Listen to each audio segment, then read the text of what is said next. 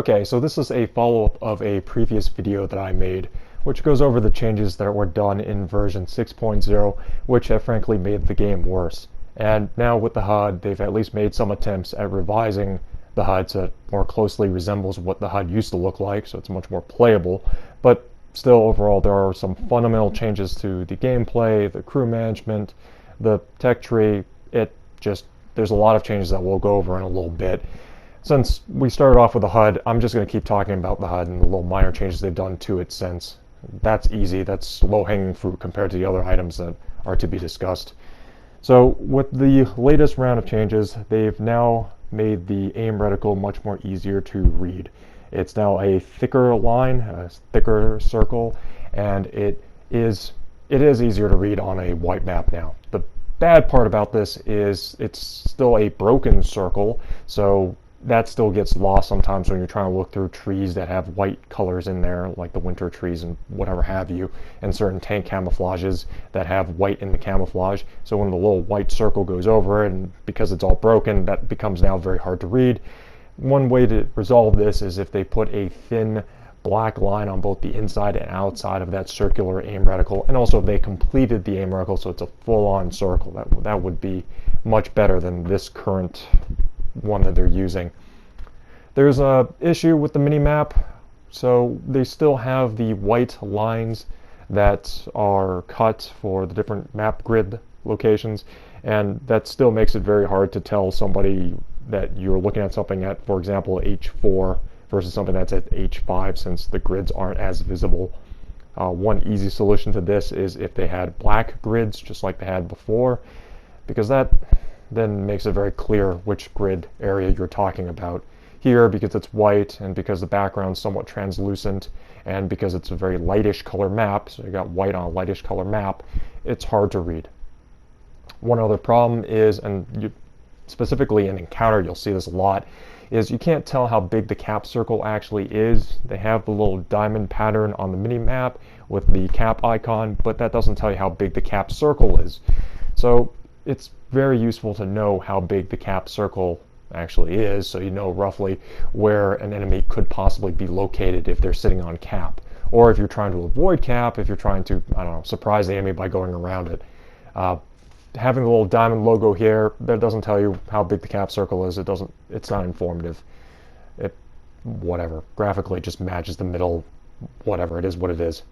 They still haven't addressed the problem with the cap itself when you are being capped. For example, if I'm the green team and the red team's capping, that then the diamond pattern starts filling up with red. Again, this is confusing looking. It's very distracting, and it's not elegant. The previous solution, where it was a single color, whether that's green or if it's red, worked out much better. So that's something that they really need to change back to the way it was.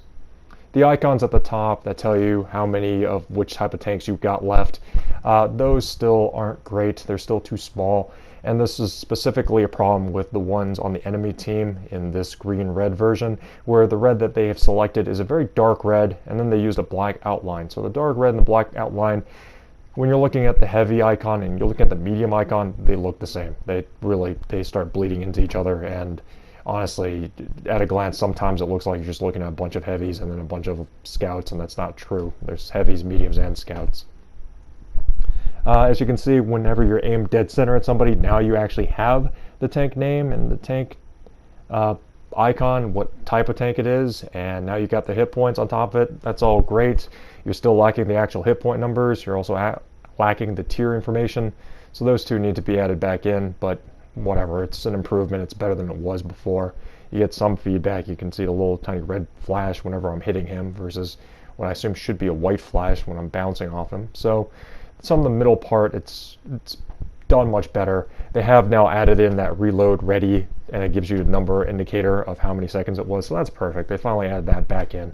One adjustment that they've also made is they changed the XP icon from the middle to now the top right side to tell you live how much XP you've gained, which, fine, whatever, at least it's out of the way now.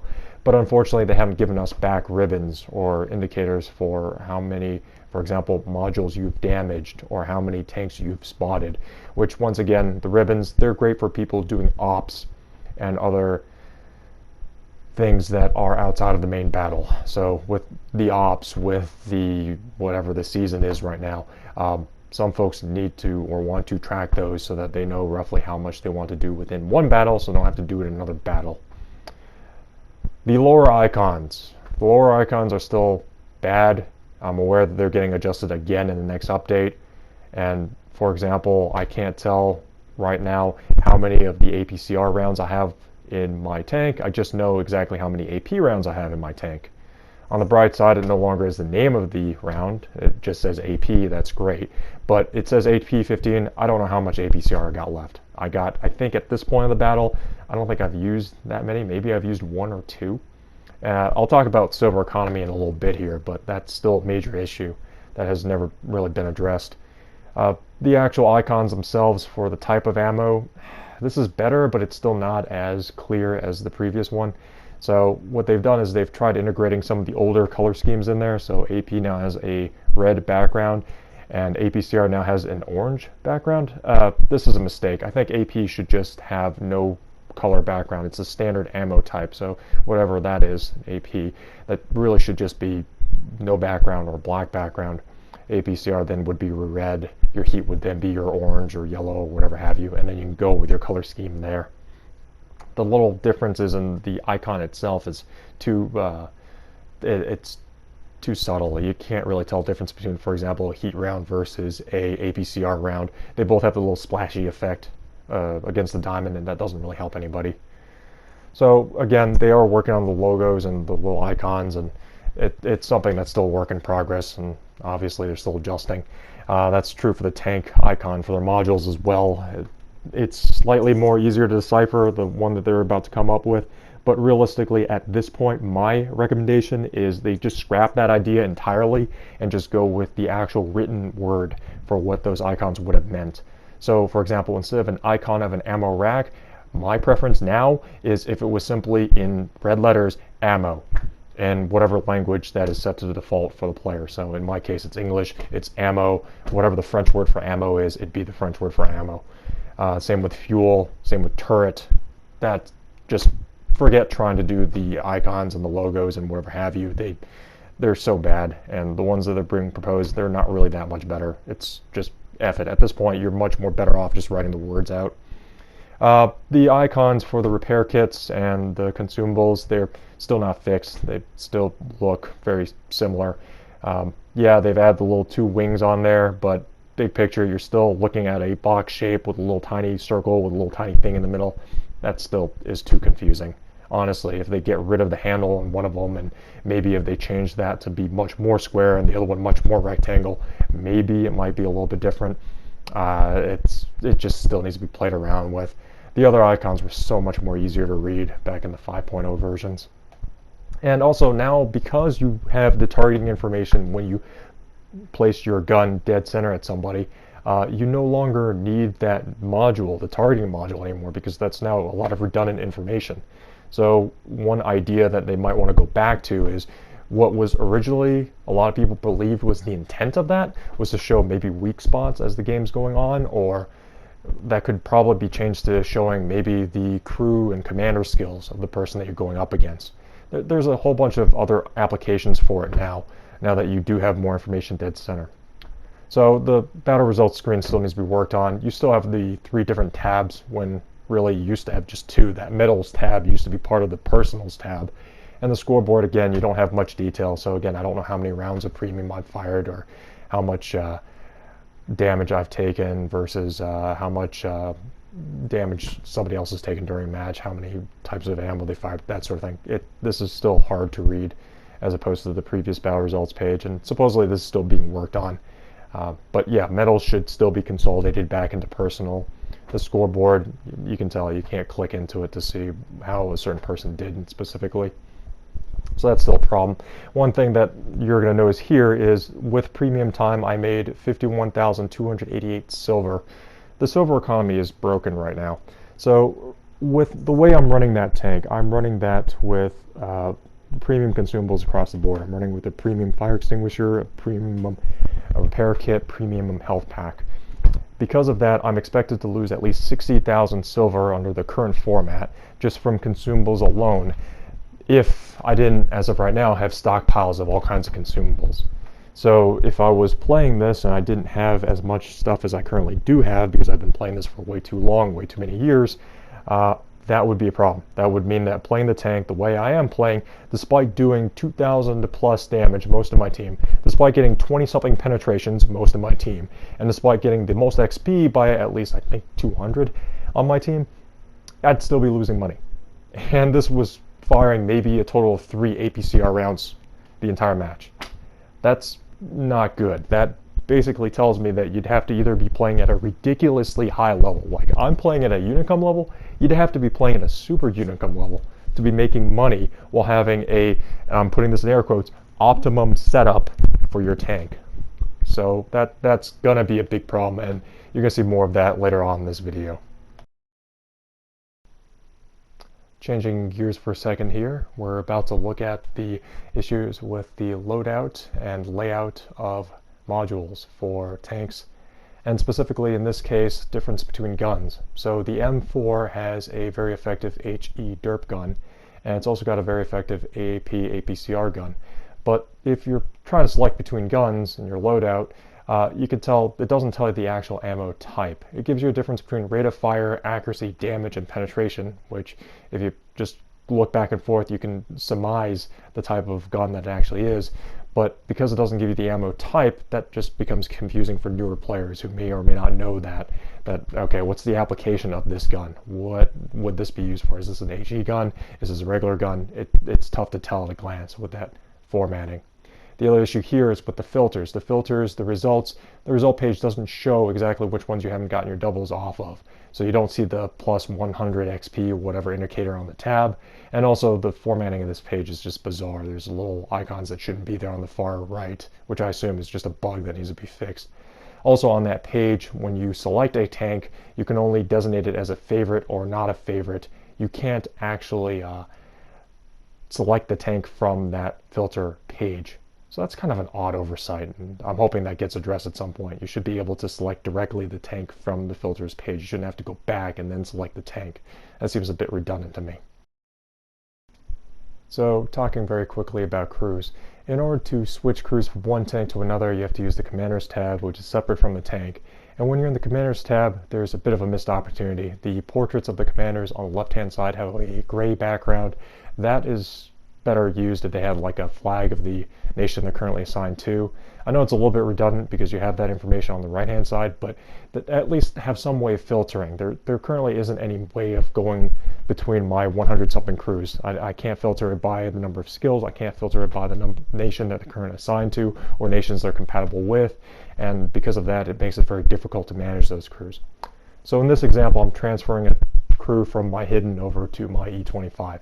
And as you can tell, he is now my E25. When I leave the Commander's tab, I'm still at the hidden. I have to still manually navigate over to E25 in order to play it. Because now if I hit play, instead of playing my E25 with the commander that I just moved into it, I would have been playing my hidden without a commander at all.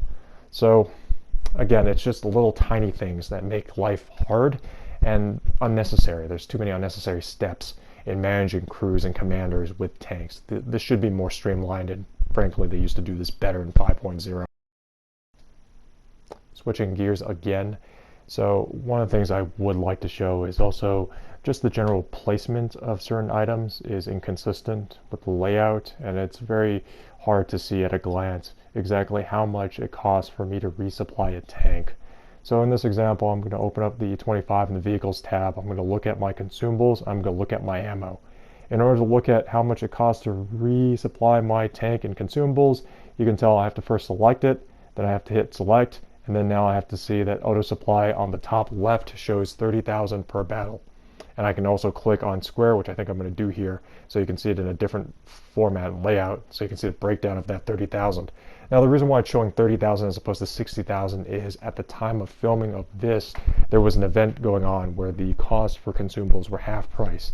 And once again, this doesn't apply to me because I still have a ton of consumables of all those types just lying around from all the various things I've done playing this game in the past. For ammo, you can tell that's different. Instead of being on the top left, now it's in the middle and actually the bottom right where it says auto resupply, and there's the actual amount cost.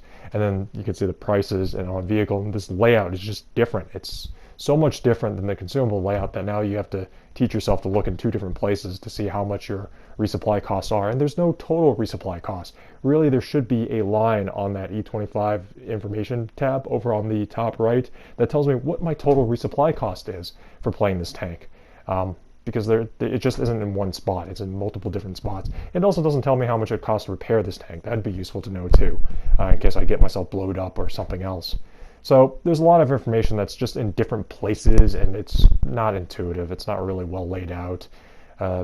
But this is just layout stuff. This is stuff that, yeah, once again, you have to click on a separate screen in order to have a screen that's similar to what the ammo screen is. Why is this in a separate screen, but the ammo screen's integrated in? That makes no sense to me. So little things like that, which on the UI side still needs to be adjusted and fixed. So something that I do find that's kind of ironic is supposedly with commanders there's an emphasis on the commander that's being put into these tanks. And when you're in the vehicle selection screen, there's the icon for the commander is just a generic helmet. It doesn't actually show which commander is actually in that tank. In order to tell, you have to actually select the tank, which that seems kind of silly. I mean, if it's all about commanders, why is it the only time you ever see them is when you're actually selecting them in the commander menu or when you're actually viewing the tank? That makes no sense to me. But again, when you're selecting a commander, there's no way of filtering your commanders by nationality. There's no way of filtering your commanders by their crew skills. One other problem with this is now because skills are much more harder to get than previous versions, it takes a much longer time to train up your crews. And one of the problems for premium time users is premium time is only strictly now for tank experience. It does not apply to your experience, your free XP experience that you can use for researching modules, and also does not apply to your crew experience. So your crews, they're going to take a long time going forward. Somebody did the math behind this and it came out to be, I think, like 2.5 times as much in order to get a comparable crew for the current system that it used to in the old system. So that's going to be a problem. The issue with the skills themselves are not really organized in too logical of a format. That they're grouped roughly by what they, I guess, do. That there's some movement stuff that's together and there's some ammo stuff that's together. This honestly could be adjusted so that's more obvious which skills are more in their groups. I'm gonna put that in air quotes. Whether that's be by giving them a little bit of color, maybe, if I don't know, the ones related to accuracy and fire rate are red and ones related to movement are blue and whatever have you. That might be an idea. Ones related to camo are green, that sort of thing. Or maybe if they were all in their separate tabs, that might be a way of doing it. But it just seems like a hodgepodge. Here's a whole bunch of skills. You have to go through each one to figure out what they do. Once you have assigned all of your skills, one thing that you used to be able to do in the old version is for 10 gold, be able to replace a skill with another skill. And now you can't do that anymore. You can't do a one-for-one swap. Actually, if you were to try doing that right now, you'd need to pay 90 gold. And in this example, I have to clear 40 gold in order to make those adjustments. This is player unfriendly. Frankly, this is actually a very poor design. And the reason why this is something that you don't want to do is you want to encourage players to experiment with different loadouts and crew skills, and it just increases the cost to do so. So instead of paying just the 10 gold to make one single adjustment, in order to make one single adjustment, I have to pay the 90 gold every single time. And if I'm bouncing this crew between different types of tanks, if I'm converting a crew from tank destroyer crew to like a light tank crew to then a heavy to a medium, whatever have you, and it only requires small adjustments, instead of paying very small amounts of gold, that would probably start adding up in a while. And especially if you're trying to emphasize this very portable moving crew idea. So it's a player unfriendly concept. If anything, the crew skills, they should be single select, it should be the 10 gold, and also crew skills themselves should be easier to develop. There's also a rumor going around that at some point the 12 skill and 15 skill crews are coming down the line, which that would just be a slap in the face for anybody who had an old crew that had 12 skills, 15 skills, or even 20 skills. All that work that you've done, those crews don't exist anymore, and now you got to go and buy back crews that have the same ability to have those skills. That's really insulting. That's especially insulting for folks that have grounded those crews for years in different tanks, and just I feel sorry for those guys. This is just a terrible idea. Please don't do it. One final note about crews. One beneficial thing that would be useful is if you also had displayed the actual impact that those crew skills would have on the tank that they're currently assigned to, so that you would see exactly what 10% faster reload would look like in a, for example, in that example, Object 140. It just not being able to see the live impact of your crew skills, it would be useful when deciding whether or not that'd be an appropriate one to put onto that crew for that tank. So, just an idea, food for thought. So talking briefly about the tech tree, here's the actual example of it in the current update. And this video is sped up to double speed, and it's still very hard to navigate, and it's very cumbersome to navigate at double speed, because you only see a certain number of tanks at any given time. It's not very clear as to what the branching, especially if it's a branching path, which tank comes first and which tank comes second and third on the unlocks for those branching paths. And in this example, I'm selecting the Object 432. This unlocks 3 different tanks. It unlocks the K91, unlocks the Object 430, and unlocks the 430U. The only tank in that entire branch that I'm interested in is the Object 430U.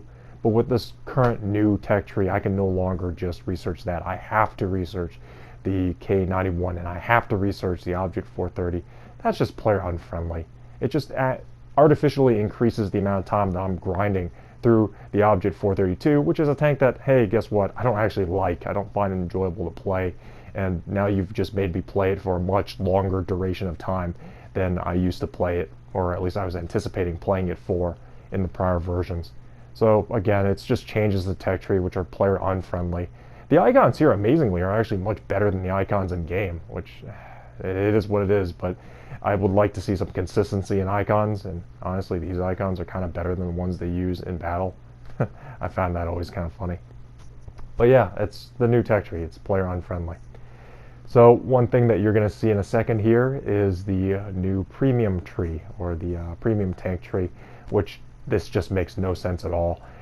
If you are looking for a very specific tank, for example, if I was looking for the Russian medium Motherland at tier 8, I would have no idea where to even start. I think the way this is laid out is from left to right is country, and up and down is the actual tier, and when you're in the country, left to right is the different class of tanks. But you get some really weird combinations with the way these are aligned, where, for example, you're going to see like tier 6s right next to tier 10s, and they're just, there isn't any connection there. And if I'm searching for a very specific tank, there's no search feature. So if I am looking for a Russian Motherland, how would be the best way of doing it? I don't know. This is just unusable. It's not navigable. It's very poor layout. It's very poor design. And again, because you don't have as many tanks on there as you used to in the prior versions, this is just not as usable as the prior versions. At least the prior versions was usable. This is just a mess. So this, I hope they fix that soon. This is just hard to use. So some funny bugs I'm going to leave you with. This one's one that's existed since the previous version, and it's just still existing here, where a tank will magically appear in the middle of a map when it's spotted initially during the battle. So here you're going to see a heavy that gets spotted, and he's going to pop up on the mini-map in the middle right now. Yep, there he is. And now he's going to disappear, and that heavy now gets relocated over at, I think that's like J1, J2, somewhere over there. But here I slowed it down now to half speed. I'm focusing on a medium that I'm currently shooting at, and at some point while I'm focusing in on this medium, I believe the moment I zoom in is when that heavy pops up on my mini-map. He's going to show up in the middle of the mini-map. He's not actually located in the middle of the mini-map. He's actually located in that other spot, but for whatever reason, during the initial spot, he pops up and renders in the middle. Now he's switched over to that bottom left of the mini-map. That's just a really dumb bug, but it's a funny one, so I thought I'd just throw that one in there. And then, of course, sometimes when you finish a battle, your post-battle results, best player tank victory screen has this, where you don't even know who it is, and their tank, the way it's posed and positioned, freak, I can't even tell what 3 tanks those are. It's some big Japanese heavy and a bunch of little things. Yeah. It's a beta. Just, it is what it is. That's what World Tanks has become. It's just a beta now. So, that's it. That's my video, and yeah, if there's any interest, I'll keep making these. If not, I'll stop. But enjoy the beta, guys. Thanks.